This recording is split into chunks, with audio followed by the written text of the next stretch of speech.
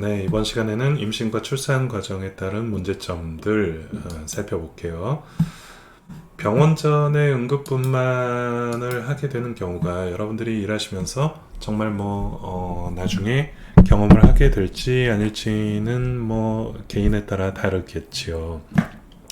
실제로 병원 밖에서 출산하는 게 전체 출산의 1% 내외라고 합니다. 과거에는 이제 가정에서 출산하는 사람들도 상당히 많이 있었지만 요새 같은 경우에는 대부분 병원에서 출산을 하게 되고요.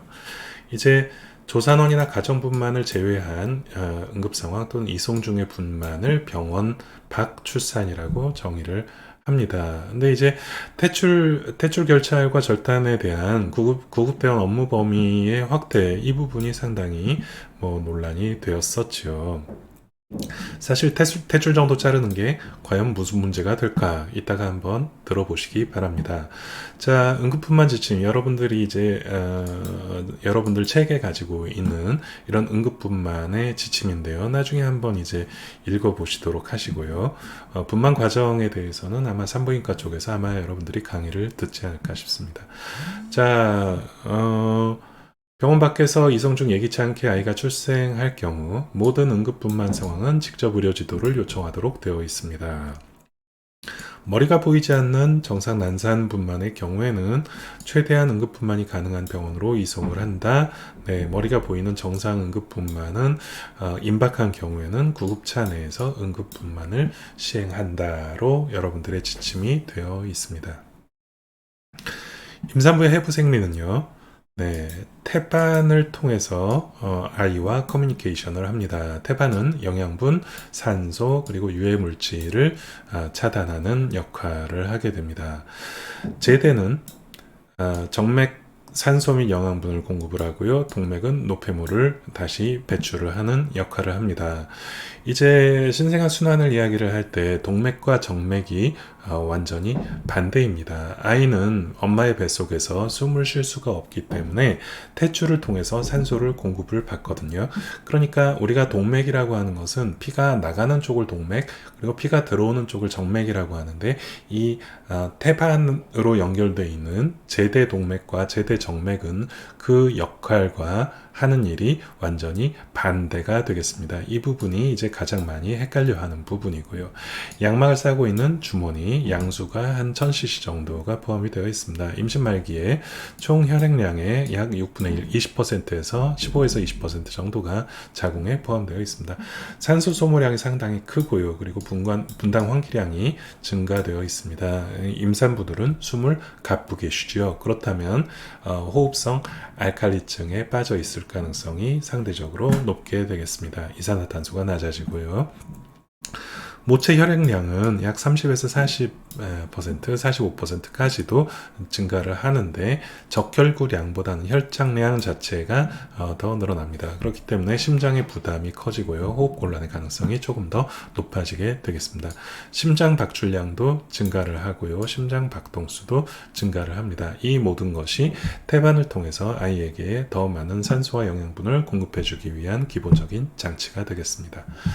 자, 분만의 3기는 1기, 2기, 3기로 나눠지게 되는데 1기는 규칙적인 수축에서 자궁 경관이 자궁 경관은 여기를 얘기하죠. 완전히 열리면서 이제 아이가 내려올 준비가 완전히 된 기간이죠. 이게 이제 한 4시간에서 16시간 걸린다라고 되어 있는데 이것은 사람에 따라서 차이가 있습니다. 2기는 태아가 산도에 진입을 해서 출산할 때까지를 이제 2기, 우리가 이제 분만이라고 하는 되게 액티브한 단계가 되겠고요. 3기는 태아가 완전히 나온 상태에서 남아있는 탯줄과 태반이 양막 조직들, 물질들이 완전히 완료될 때까지가 약 30분 이내의 시간이 걸리게 되겠습니다. 자, 분만의 징후는요. 이제 대한의학회나 이런 산부인과 학회 등에서 이런 식으로 안내문을 보건소 같은 데다가 붙여놓게 되죠. 이슬진통 파수라고 되어 있는데 자궁경관이 열리게 되면서 양막이 파열이 됩니다. 그러면서 양수가 흘러나오는 그걸 이제 이슬이라고도 얘기하고 파수라고 이야기를 하기도 합니다. 그러면서 진통이 규칙적으로 오게 되지요. 진통 간격이 차츰차츰 짧아지게 되면 출산이 임박하였다라고 이야기를 할 수가 있겠습니다. 이게 이제 초산부는 천천히 진행하고요. 많이 아이를 낳았던 경산부나 다태아의 경우에는 훨씬 더 빠르게 진행하게 되겠습니다. 문제는 이제 양막이 터지지 않은 경우에는 양수 안쪽에는 균이 하나도 없는 무균 상태가 유지가 됩니다. 근데 양막이 파손되게 되면 외부에 있는 균들이 안쪽으로 감염의 가능성이 증가를 하게 되겠다. 그래서 양막 파손 상태에서 조금이라도 더 유지를 시키기 위해서는 우리가 항생제를 사용을 하기도 합니다. 진통의 경우는 2, 3분 간격에서 1분 정도 지속될 경우 임박을 의미한다. 분만의 순서는 뭐 이렇게 어렵게는 써져 있는데 이것이 머리가 들어오면서 머리가 회전을 하고 다시 고개를 드는 이러한 방식으로 만출이 되고 어깨가 한쪽이 나오면서 다른 쪽 어깨가 나오는 이런 뭐라고 할까요? 이게 우리가 좁은 곳을 들어갈 때 머리부터 넣은 다음에 이런 식으로 몸을 서서히 이렇게 집어넣는 것과 마찬가지로 이런 식으로 돌아가게 되는데, 이렇게 회전을 하고 고개를 드는 이유는 골반이 앞뒤 직경이 제일 길게 되는데, 그것이 골반의 어떤 출구의 모양과 다 적절하게 맞추기 위해서 이런 식의 단계를 거치게 됩니다. 그래서 이제 어깨가 만출되고 머리가 이제 나오고 어깨가 만출될 때 우리가 이런 아이가 나오는 단계를 단축하기 위해서 절개를 하기도 하고요. 그리고 살살 잡아당겨서 너무 심하게 잡아당길 경우에는 자궁 자체가 바깥으로 탈출해 버릴 수가 있습니다. 그래서 태반을 만출시키는 그러한 단계를 거치게 되겠죠. 태아의 선진부는 대부분은 96.8%가 이런 둔 위가 되겠고요. 나머지 이제 엉덩이라든지 어깨라든지 등, 그리고 고개를 들고 있는 안면으로 이런 만출되는 경우들이 아주 드물게 있다라고 되어 있습니다. 그래서 우리가 정상적으로 이제 머리로 나오게 되는 이 직경이 최단 직경이 되겠습니다. 그렇기 때문에 이런 식으로 출산을 하게 되는 경우가 그나마도 가장 편하게는 아니지만 쉽게 만출이 되는 자세가 되겠습니다. 그걸 이제 선진부라고 이야기를 하고요. 제대 탈출은 설명드렸듯이 제대는 태반을 통해서 아이에게 산소와 영양분을 공급을 해줍니다. 근데 탯줄이 이제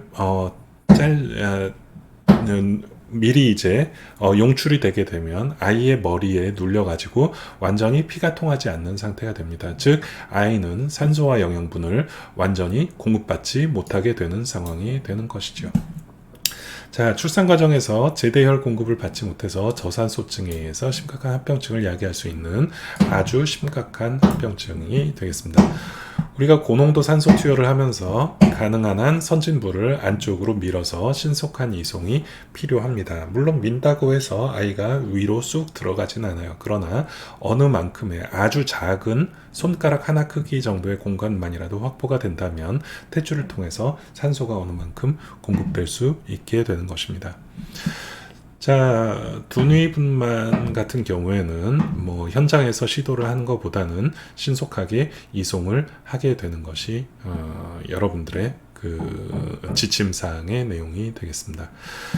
태변에 대해서 여러 가지 이야기들이 있어요. 이 태변에 대한 이야기들은 나중에 신생아 심폐소생술 할 때 다시 한번 이야기를 나누게 되겠지만, 이제 정상적으로는 아이는 엄마 뱃속에서 변을 보지 않습니다. 근데 이제 저산소성 스트레스가 생기면 항문을 조이고 있는 항문의 그 괄약근이 약화가 됩니다. 그래서 뱃속에 있는 태변이 자연스럽게 배출이 돼요. 근데 아이는 엄마 뱃속에서 양수를 계속 마시고 있죠. 그래서 태변이 아이의 입을 통해서 폐에 침착이 되게 되면 저산소증이나 폐렴 같은 것들이 유발이 가능합니다. 그러나 이제 이게 아주 심각한 부작용을 초래하는 경우는 그렇게 많지는 않지만 하여튼간에 좋지는 않은 상황이다. 그래서 이런 경우에는 흡인을 하라고 여러분의 지침사항으로는 되어 있지만 이 부분에 대해서는 흡인과 양압항기에 대해서는 나중에 신생아 소생술 때 다시 한번 세밀하게 이야기를 드리도록 하겠습니다. 자, 그래서 이러한 뭐 전반적인 분만의 과정에 대해서 여러분들이 한 번쯤은 좀 심도 있게 생각을 해 보시기 바랍니다. 그래서 아이가 정상적으로 출산한 상황에서는 아이를 닦아주고 기도 관리해주고 숨 잘 쉬는지 이렇게 잘 지지해 준 상태에서 이제 제대 결찰 및 절단을 해야 되는데요. 자, 이제 퇴출 결찰의 시기에 따른 논란을 한번 좀 여러분들한테 설명을 드리도록 하겠습니다.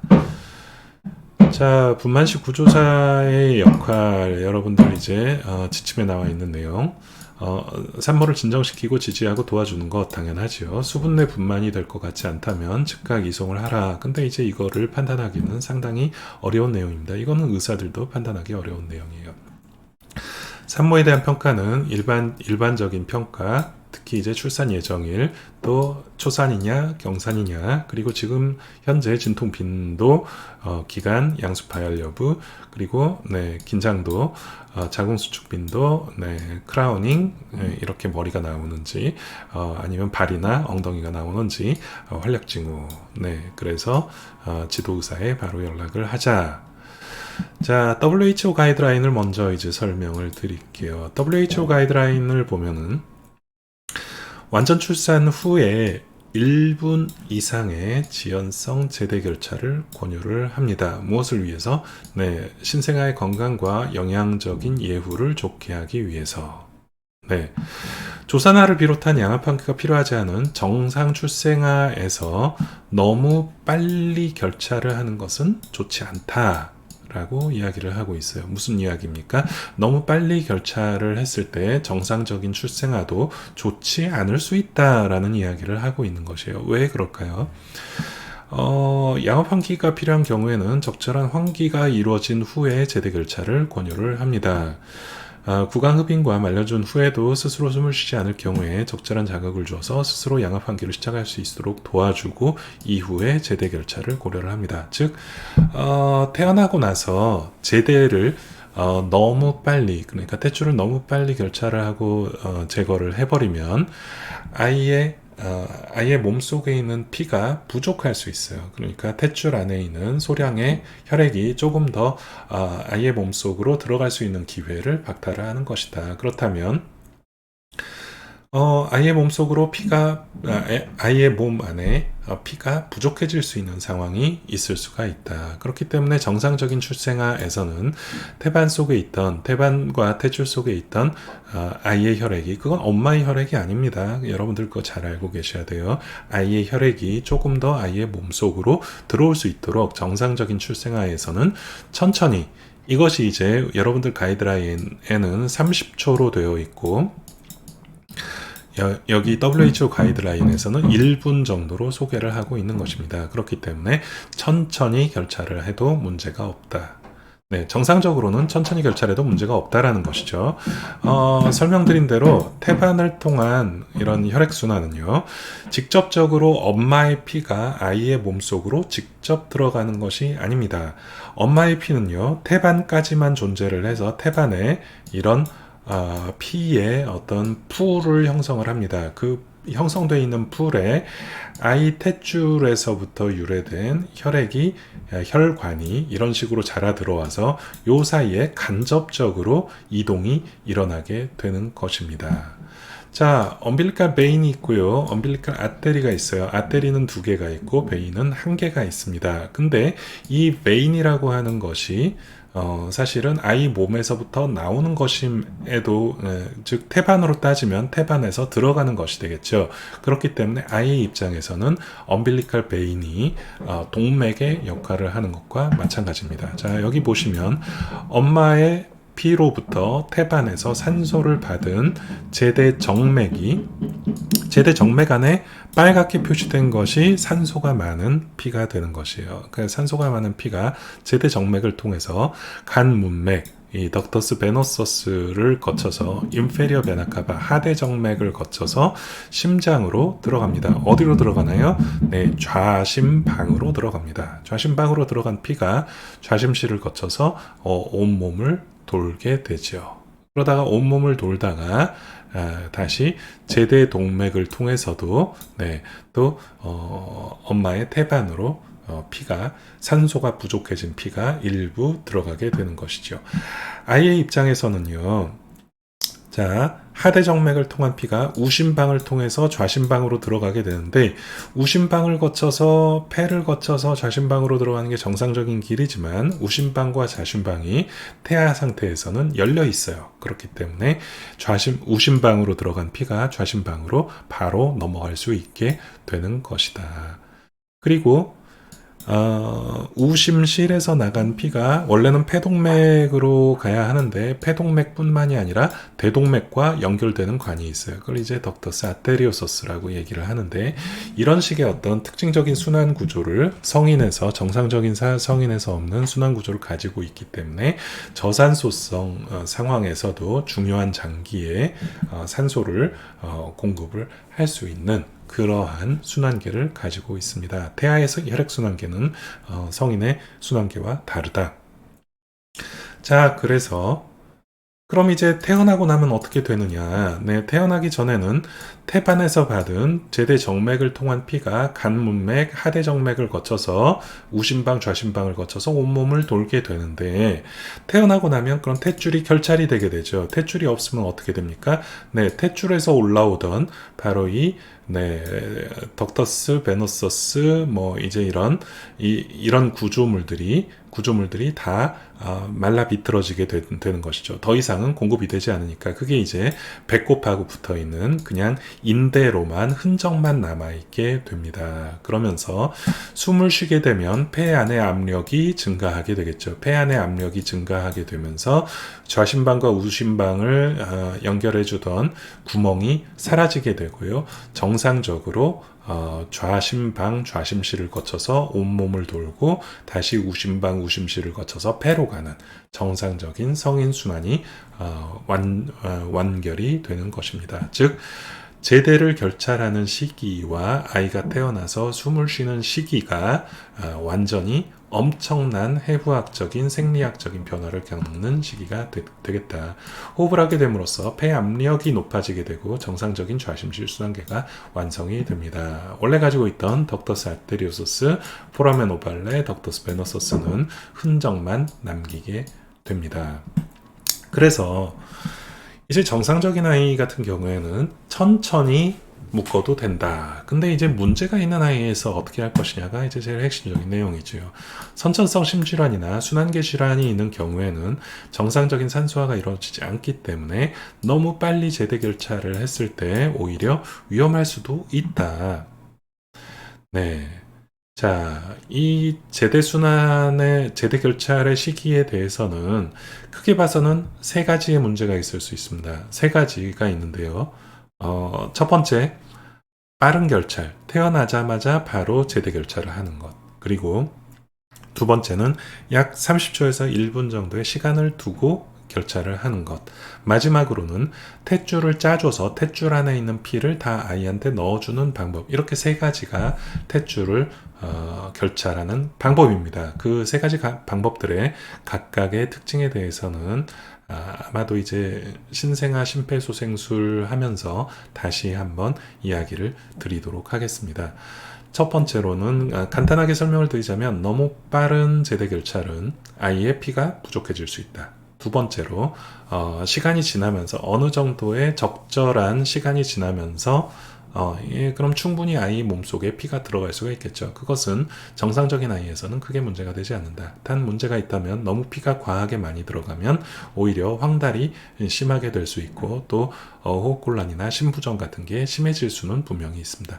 마지막으로는 탯줄을 짜주는 것. 그렇다면 탯줄 안에 있는 피가 아이의 몸 안에 과다하게 들어가겠죠. 그런데 이제 그런 쇼크 상태라든지 CPR 상태 같은 경우에는 그런 식의 극단적인 방법을 쓰기도 합니다. 그러나 그런 방법들은 아직까지는 연구 단계다. 이 정도로 일단 간단하게 설명을 먼저 드리겠습니다. 자, 신생아 분만이나 여러분들이 분만이나 신생아 처치를 해볼 수도 경험을 해볼 수 있을지 없을지는 장담을 할 수가 없습니다. 그래서 횟수가 많지 않기 때문에 경험으로 우리가 알아가기는 어려운 부분입니다. 그래서 이런 지식을 공부를 통해서 극복을 해야 적극적인 신생아 처치가 가능할 것입니다. 출산은요, 엄마와 신생아 모두에게 되게 극적인 어떤 변화를 초래하는 이벤트입니다. 그래서 대부분의 경우에는 자연적으로 큰 문제가 없지만 문제가 생겼을 때 좋지 않은 방법을 반드시 이해하여야 합니다. 신생아는 안정성이 낮기 때문에 약간의 생리적인 스트레스에서도 심각한 결과를 초래할 수가 있다. 기본적인 호흡 관리 ABC가 가장 중요합니다. 그리고 빠른 평가와 빠른 소생술의 시행이 신생아의 생명을 구할 수 있습니다. 자, 오늘 시간에는 프리네이탈, 포스트네이탈, 네오네이탈 케어에 대해서 여러분들하고 이야기를 나눠봤고요. 내용이 이제 아마 산부인과 응급처치를 하면서 배웠던 내용들과 일부 겹치는 것을 여러분들이 알고 계실 것입니다. 그래서 신생아 순환이라든지 또 어떤 태아 상태를 모니터링하는 방법들에 대해서는 여러분들이 잘 알고 계시면 좋을 것 같습니다. 오늘 수업 들으시느라고 수고하셨고요. 다음 시간에 뵙도록 하겠습니다. 수고하셨습니다.